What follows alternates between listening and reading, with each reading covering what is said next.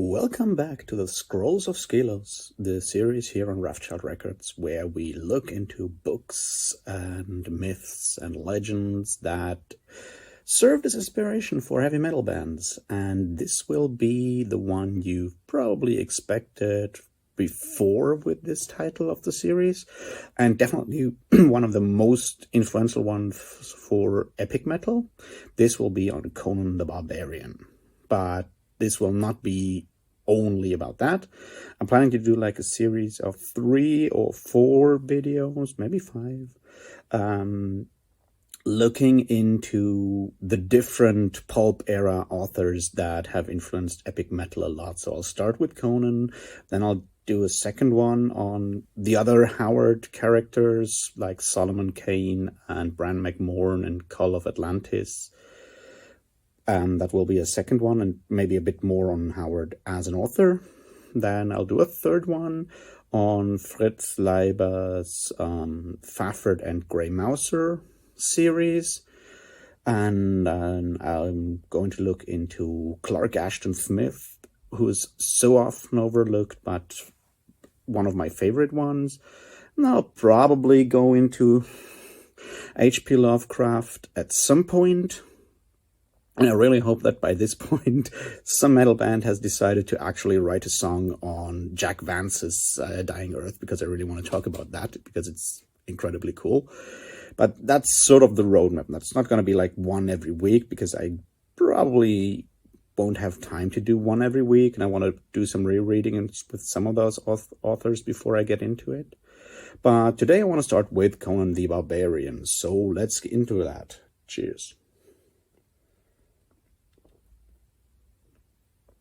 All right, Conan the Barbarian, probably one of the most iconic characters in sword and sorcery or fantasy, or actually modern pop culture and media. It's been like, there's so many different depictions of him.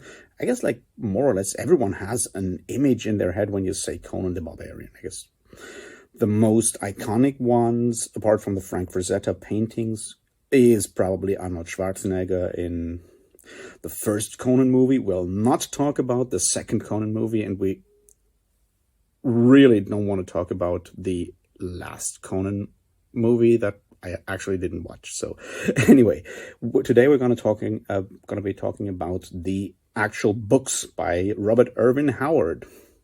Born 1906, died 1936. Really young, tragic character as an author, but also one of the most prolific ones from that pulp era short story writers. He wrote extremely prolific because he tried to live off it, and selling short stories to pulp magazines didn't pay extremely well.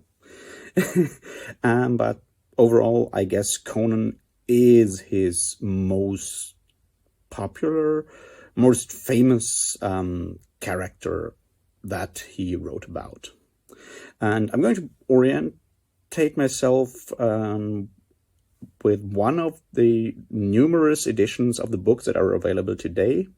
There's like a 3-part, 3-book set from our friend. Like, it started with Wandering Star Press and then moved to Del Rey. It's like 3 volumes, and there is also like an audiobook version of that. I'll link to them below. The advantage of that set is that it is the books, that stories are actually published like in the order of writing, on the order of publishing, and not according to a fictitious biography of Conan the Barbarian. There's also editions that do that, but I personally prefer the way that Wandering Star and Del Rey went about it, because that meant that you can get all that you can see how Howard as a writer develops the character. And it's also according to what Howard said when he was asked about Conan the Barbarian. He has this quote, and he says, like, he stepped into my imagination and the stories came to me as if he was telling them to me. So it's more like the idea of Conan, the character, is sitting at a campfire and telling different episodes from his life, so they're obviously not ordered in the biographically. As I said, this is a good set. They have cool artwork. They have introductions to each book. They're like The Coming of Conan the Cimmerian, The Bloody Crown of Conan, and The Conquering Sword of Conan is like those 3 books. I think there might be translations of that set, but I own the English version both in audiobook and print. Anyway, so we start with a short overview over a bunch of stories that I think are noteworthy. There's a lot of them that I don't think you need to read, but because they're very formulaic and not that exciting. And then I'll give a few thoughts on why Howard's writing and why Conan is so iconic and so influential in epic metal circles. And I know I haven't defined what I mean by epic metal, and I'll probably do a video on what is epic metal for me and what is not epic metal for me later on. Anyway, let's start with Conan. So Conan is actually not the first character that Howard writes, and one of the very, very early Conan stories, The Phoenix on the Sword, is actually a rewriting of a King Kull of Atlantis story. That original story is by this Axe I Rule, and you might know the Gates of Slumber song with that title, and we're going to go into that a bit more in the other video on Kull and Solomon Kane and so forth. But The Phoenix on the Sword is a rewriting of that, and it actually shows Conan near the end of his life, because he's already king of Aquilonia at that point, and there is some intrigue, and he has to fight some supernatural monsters and protect his throne. That's basically the story of Phoenix on the Sword. As I said, we'll go more into that with the King Kull story and look into the differences of those. But it is like a good introduction to the character of Conan, because he's not very happy with his life as a king, and he is bored by that, and now he has to actually rule and take responsibilities and cannot just walk out and get drunk and do whatever he always did. And then this adventure happens with court intrigue. Anyway, that's The Phoenix on the Sword. I will not spoil anything here. It's like the first one because it is a rewriting of the King Kull story. Another really early one and iconic one that I think is a really good read. It's relatively short, its pacing is good, and it showcases the very, very young Conan, is a story called The Tower of the Elephant. And there is a song by Battle Roar titled The Tower of the Elephant. And it's just a very straight up adventure story. Conan is somewhere, someone tells him there is this tower and no one can get into that.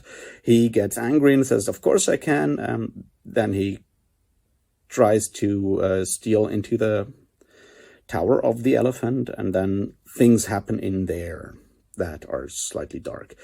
As I said, it's straightforward. There even exists a pen and paper adventure alongside that story for the D20 version of the Conan role-playing game. From Mongoose Publishing, because the story is just a straight up dungeon crawl. It's like, get into the tower, get through the tower, solve the mystery in the tower, and you're done. And that's more or less what he does.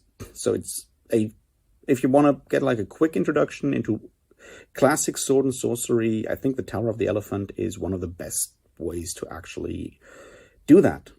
It's probably one of my favorite, like, really short Conan stories, just because the pacing is good.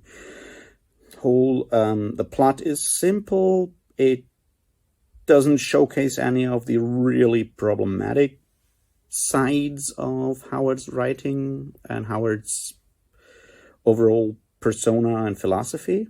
So it's a good really good introduction to the whole Conan universe. Another really early one that makes sense to read is The Frost Giant's Daughter, which obviously was turned into a trilogy of songs by the Mighty Manila Road on their Gates of Fire album.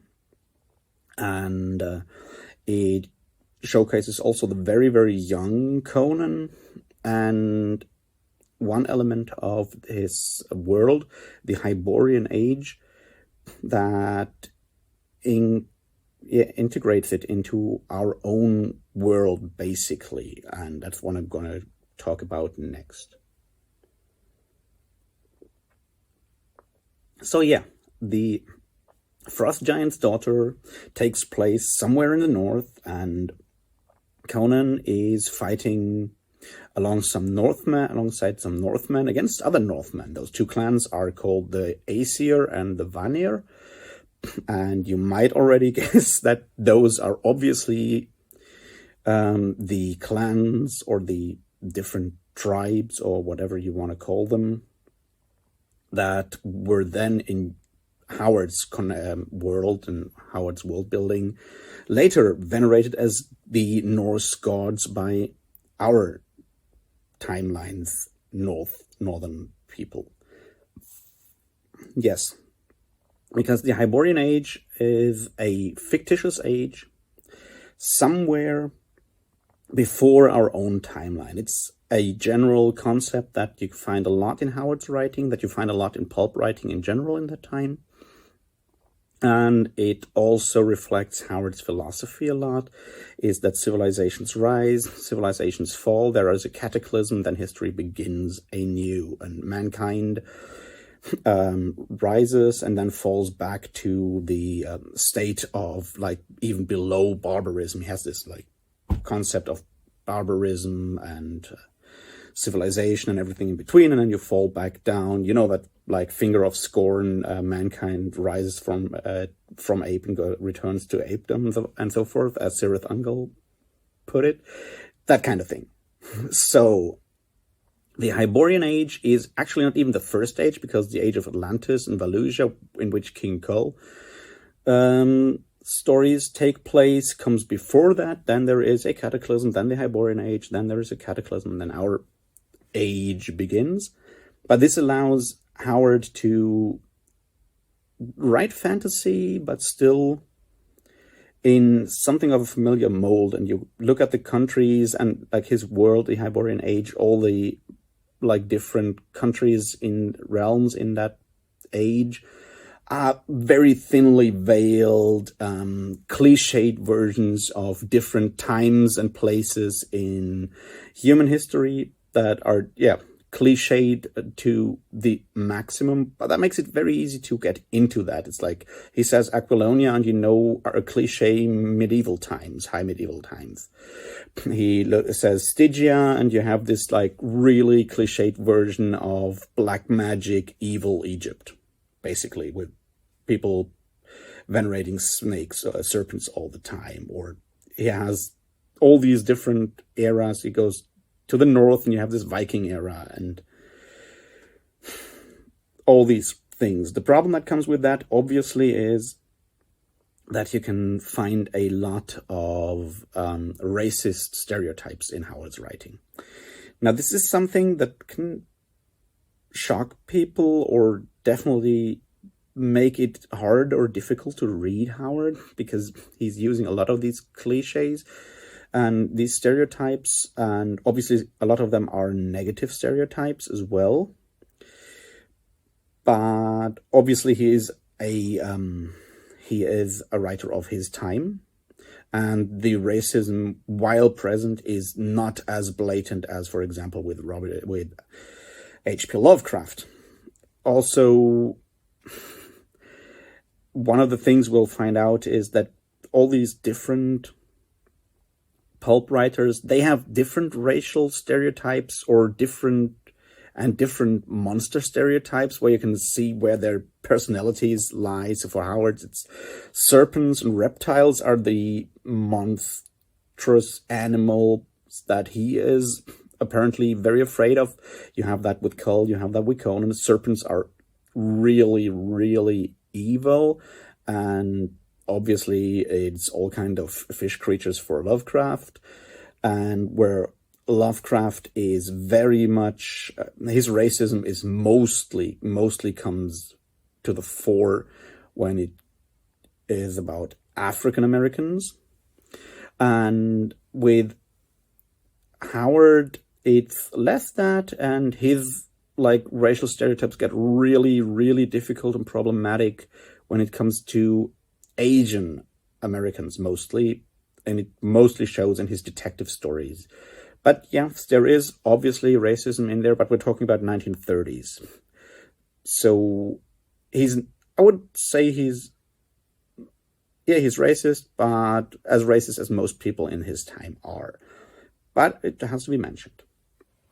And so that was that caveat. Okay, so the Frost Giant's daughter also shows another trait of Conan as a character that is something that Howard really seems to hold in high regard, shows in his philosophy. The Frost Giant's daughter is one of those moments where Conan, as a barbarian, overrides his body with his pure will. It's not like a calculating, rational will, it's this animalistic will. And the story is basically, he's fighting, the battle is over, the daughter of Ymir, the Frost Giant, taunts the dying people on the battlefield. Conan is apparently not as dead as she thought, and he decides to run after her, and her game is to lure warriors into the deep ice where her brothers can kill someone. Obviously, Conan doesn't get killed. It's basically one long chase scene where he overrides his, hurts his wounds and everything with pure animalistic willpower and force. And then it ends at some point. But it's definitely a story that showcases a lot of the character of Conan. And with those three, maybe add another, a fourth one in there, but with those early stories, the general outline of Conan as a character and what Howard tries to achieve with him is clear. You take the Phoenix on the Sword, you take the Tower of the Elephant, and you take the Frost Giant's daughter. I personally would also maybe add Rogues in the House. It's just also one that I personally like a lot. It's more of Conan is a thief breaking into the house of a rich priest and some other things happening there. There's a song by Iron Sword about it that I can obviously also recommend. So yeah, why not? I guess those early stories, they sort of encompass the scope of the early Conan era, when Howard is trying out his character, looking what he can do with him.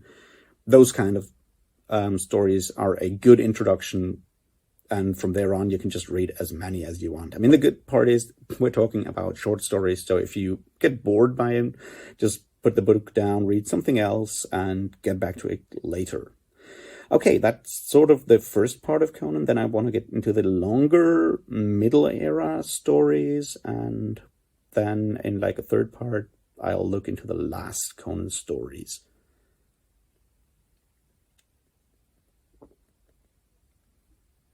Okay, the second part, the longer stories, the more confident Conan stories, stuff like A Witch Shall Be Born is in there. I would probably also put Queen of the Black Coast in there, although it's a relatively early story. We need to talk about Queen of the Black Coast, A Witch Shall Be Born, and then in the end, The Hour of the Dragon, which is the Conan novel, if you can call it that.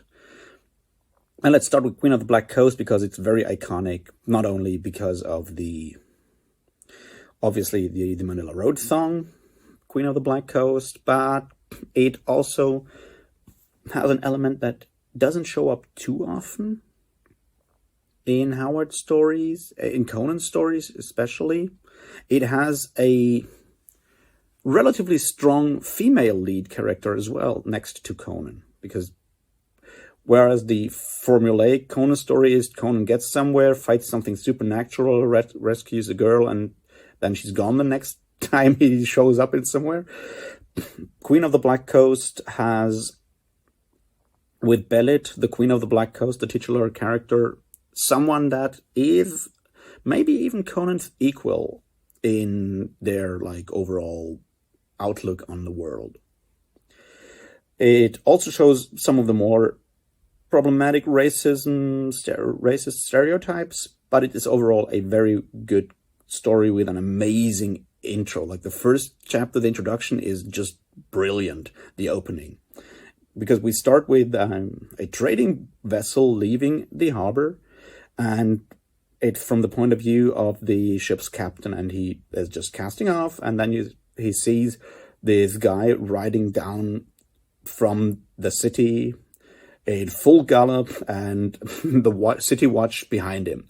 And the guy jumps off this horse and jumps on board of the boat and leaves with the boat. The character is obviously Conan, who killed a judge. He killed a judge because the judge didn't believe him in when he was there as a witness to a friend's trial. And so he decides, seeing that the judge was clearly mad, I killed him. And yeah, and that's how he leaves the city, because Conan, as a barbarian in this story, doesn't understand civilization. It's still, as I said, relatively early in Conan's fictional biography. So Conan then is on board of this vessel, and the boat gets attacked by pirates. And everyone gets killed except Conan, who then, through his sheer charisma and his fighting abilities, gets awakens the interest of the pirate captain Belit, Queen of the Black Coast. And so from then on, Conan and Belit together raid the seas and become pirates, until obviously doom strikes when they come to a hidden, like, lost city somewhere in the jungle, and supernatural things happen there. But as I said, I won't spoil it. It obviously doesn't have a happy end, because Conan's stories not really have happy endings, because Conan is not a happy character. He's a character who often loses himself in and enjoys life, but he often falls back to this moody, depressed state of mind. And that shows, obviously, in all those stories. It is probably Robert E. Howard's personality shining through, because he fought with depression and other mental health issues for all his life, and ended his life after succumbing to those mental struggles when his mother died. Anyway, so Queen of the Black Coast, another iconic one that I would say makes sense to read in any case. A Witch Shall Be Born is also a very powerful story for several reasons. It's the reason that Conan doesn't even show up for a long time of the story. The whole opening takes place without Conan actually showing up, because he's captain of the guards at this point to a queen, and then we have her evil sister taking over the country, and we get the amazing crucifixion scene where Conan gets crucified and then survives that. There's a lot of imagery in there that makes Conan even more of a I hate to use the word Übermensch, but it's something like that. Anyway, it's a really cool story, and from the longer ones, I definitely recommend reading A Witch Shall Be Born.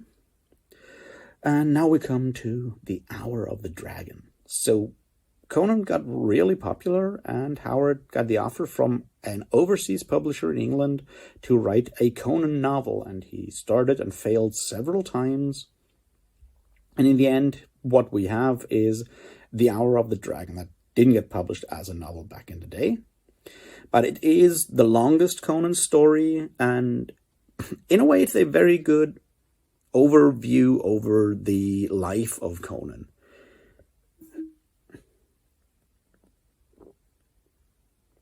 Because once again, it starts with Conan being king of Aquilonia. And Aquilonia is always fighting with their neighbor country, Nemedia. You know the Nemedian chronicles that are quoted at the opening of the Conan movie, and that Iron Sword once again made a song about.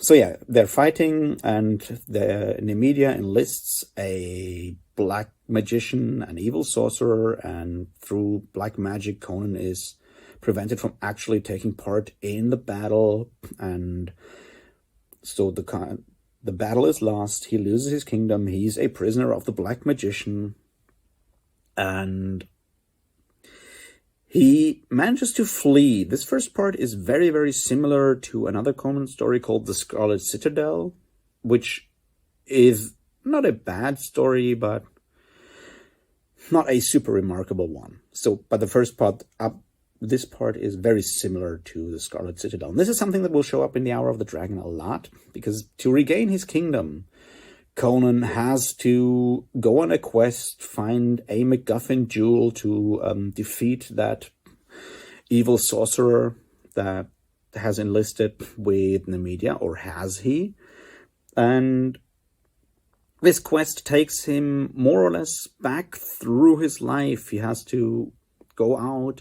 At some point, he actually meets former pirates of Belit and the Black Coast pirates, and they recognize him, and he always has to face this choice. Does he become like what he used to be? Does he return to his old life as a pirate or a mercenary or anything like that? Or does he press on, leave all these things that he really likes behind to save his kingdom, because as a king, he has responsibilities to his kingdom? And yes, that is maybe the last story. It's hard to date those in his fictional biography. We don't know what happens after that when we look only at Howard, because the story actually ends with him finally maybe getting married or finding a queen, because until then he never did. And there is one character that helps him escape from the dungeon, and but she doesn't otherwise play a huge role in the story. It just ends with him promising her that she will be his queen. The Hour of the Dragon, as I said, it is a good overview over Conan, but if you have not read some of the older stories, you might lose the added, the bonus of recognizing when he faces his old characters, his old life, and that's something that makes the story more worthwhile, I would say, because otherwise it is not Howard's best story. But as I said, those are like the longer middle era part stories. And now I guess it's time to look at the end of Conan, the end of Howard's writing, Conan writing.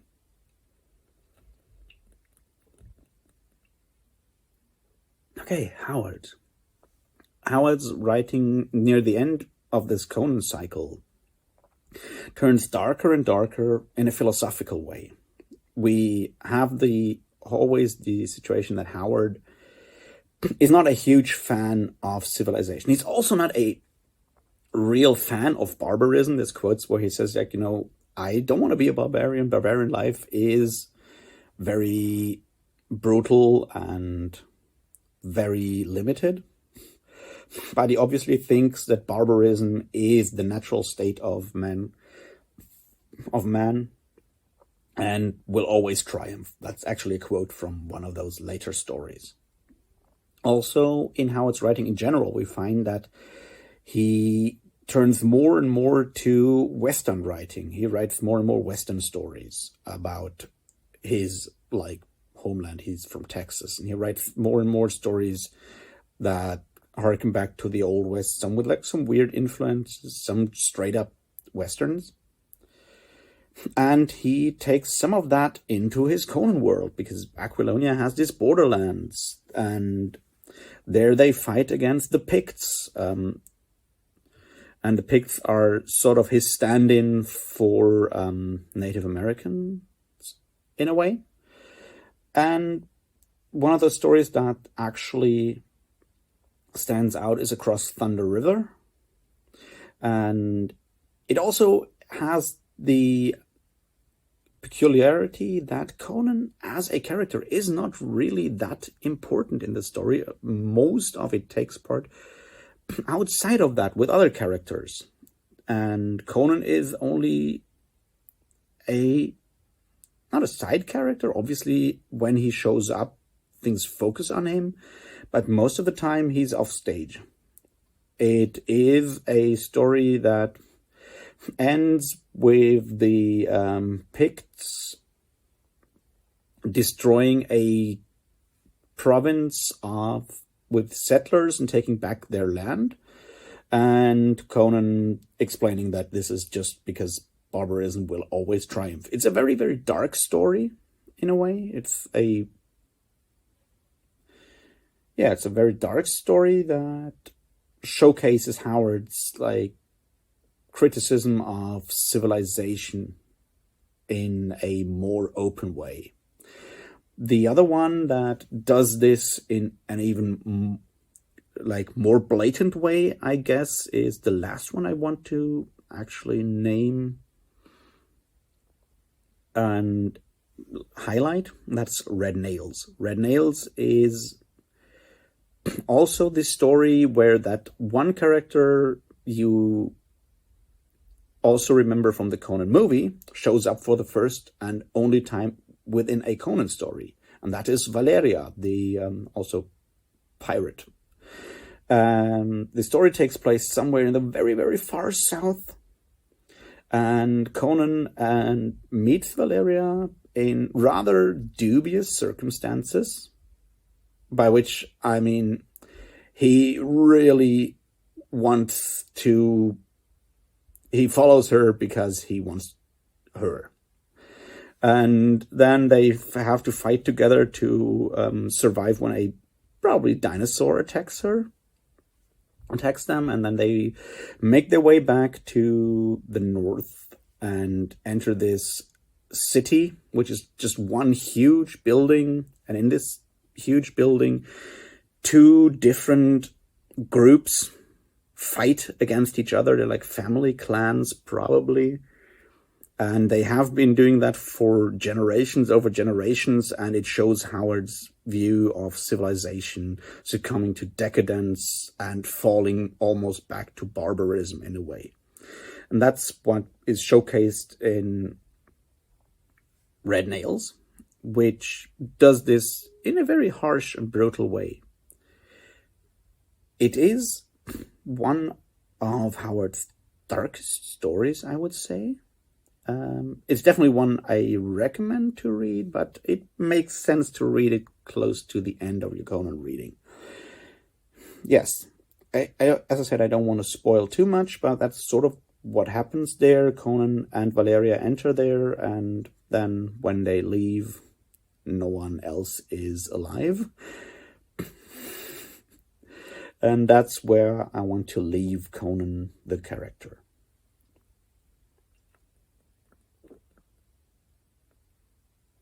Okay, now let's look a bit at general things and why Conan has been so iconic for heavy metal and epic metal. Okay, first of all, he is something of an iconic hero. Conan, as a character, even though he is different from story to story, sometimes he's old, sometimes he's young, doesn't change really.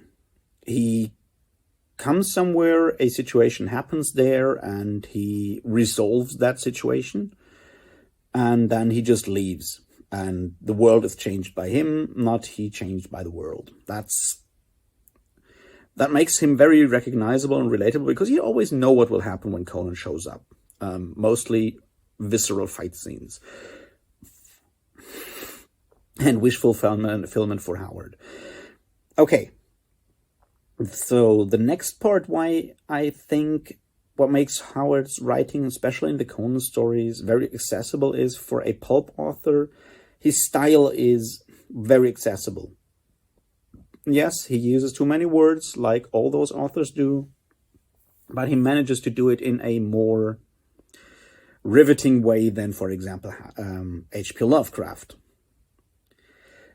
In addition, his world, as I said, is sort of our own, but not, so it makes it very easy to get into the world building because you can add all these things. He doesn't show much. It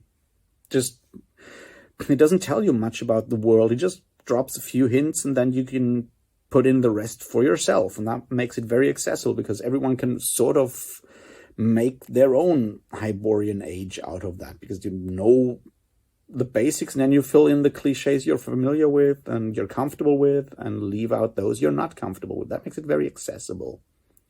Another part, I guess, is a really practical historical one that in the 1960s, 50s, 60s, early 70s, there were a lot of authors rediscovering the Conan stories. There were new editions of the books. There were authors writing pastiches and continuations. A lot of authors that later on did other stuff. For example, Lynn Carter, L. Sprague de Camp, Robert Jordan, who then went on to write the really long Wheel of Time before I do a Wheel of Time video. That will take years because I'm not too fond of it. Anyway, so there's a lot of resurgence of Conan in that time in the 60s and 70s. There's a first run of Conan comic books, and that's what a lot of people in the original heavy metal and epic metal scene grew up with. Obviously, with 1982, the first Conan movie, Conan also draws back into like focus of people that at that point decide to leave their rock and roll roots behind and become fully epic metal, like Manowar on Into Glory Ride. Other bands as well. So that's just something that was very, very popular with people who started making music in the 80s. And since those bands are the big influence of the second wave of epic metal in the late 90s, early 2000s, Conan gets taken over there. And as I said earlier, it's a very iconic character.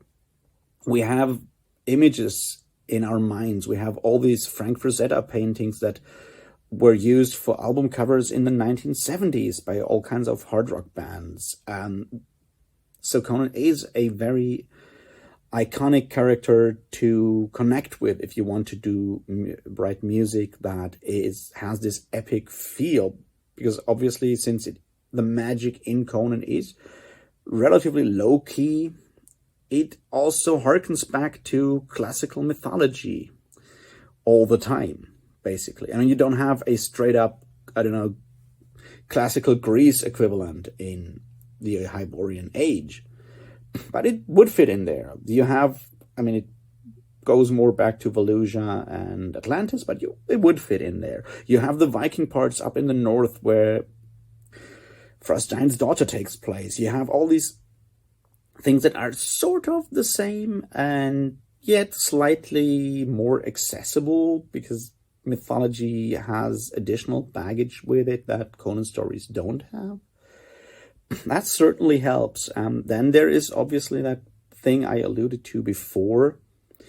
A lot of Conan stories are about Conan not caring about the world around him. He is a barbarian. He's a barbarian. He just ignores civilization. He also very often overrides his physical strength. He overrides his body with his pure willpower, and it's always an animalistic, anger-driven willpower. And that's something that speaks to young, angry people that listen to heavy metal. So on that level, Conan is a character that is easy to identify with.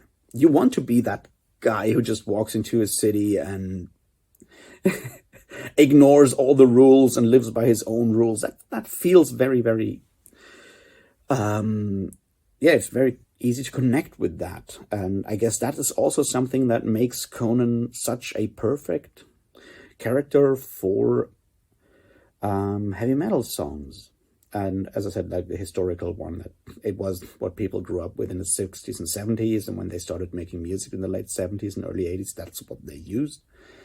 And from there, it perpetuated to today. But overall, I think that's all I wanted to say overall about Conan the Barbarian, Conan the Cimmerian. So far, as I said, there will be a second video when we look into the other Howard stuff, and I'll get a bit more into Howard's writing in general. I hope you enjoyed this. I hope you learned something or have already read all the Conan books. I highly recommend the ones named today, I mentioned by name, are stories I can really recommend. There's a couple of others that also pretty neat, but at some point it gets repetitive. Stuff like Iron Shadows and stories like that, even though there is an Arkham Witch song about it, and everything where there is an Arkham Witch song about it is by definition amazing. But the story is not his brightest moment, not Howard's brightest moment. Anyway, those are the stories I would recommend if you want to get a first overview of Conan. Most of them are available online for free also, but the book edition I mentioned is a very, very comprehensive one. If you find it somewhere cheap, then I recommend picking that up. Okay, that's it for today. I hope you enjoyed it. If you have books or stories that you want me to talk about, mention it in the comments. If you have any other questions, mention them in the comments. Give the video a like, subscribe to the channel, and I'll talk to you real soon. Cheers.